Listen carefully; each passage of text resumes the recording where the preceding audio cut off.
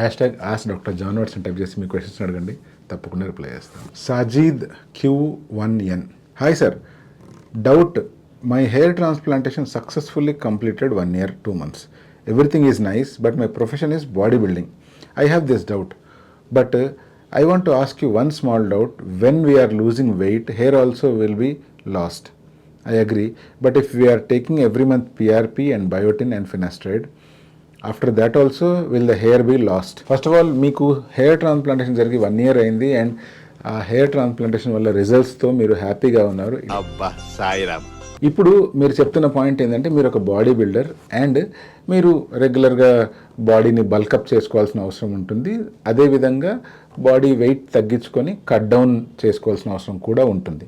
So ఈ క్రమంలో మీరు ఎప్పుడైతే వెయిట్ లూజ్ అవ్వడానికి ట్రై చేస్తూ ఉంటారో అప్పుడు కూడా హెయిర్ ఫాల్ అవుతుంది సార్ అని చెప్తున్నారు. అది నిజమే. ఎప్పుడైనా మనం వెయిట్ లాస్ కోసం ప్రయత్నం చేస్తామో ఫస్ట్ ఎఫెక్ట్ అయ్యేది హెయిర్. సో ఇలా హెయిర్ కూడా లాస్ అయిపోయే ఛాన్స్ ఉంటుంది.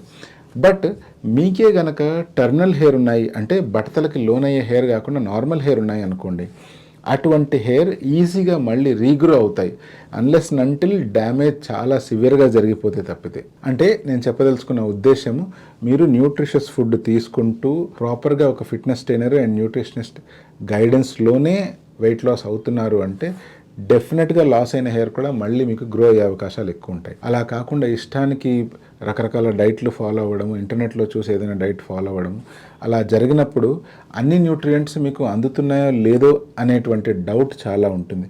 సో ఇటువంటి సిచ్యువేషన్లో రిజల్ట్ తర్వాత ఎలా ఉంటుంది అనేది చెప్పడం చాలా కష్టం. అందుకనే వెయిట్ లాస్ అవుతున్నారు అంటే హెల్దీ వెయిట్ లాస్ వైపే మొగ్గు చూపండి.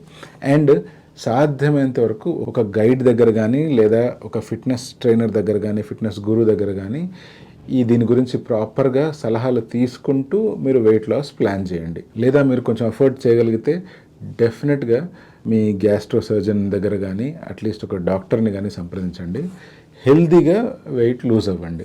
ఎందుకంటే మీరు ఇది ప్రొఫెషన్ అంటున్నారు. సో మీరు ప్రొఫెషనల్గా వెళ్తున్నప్పుడు ప్రొఫెషనల్ అడ్వైస్ మాత్రమే తీసుకోండి.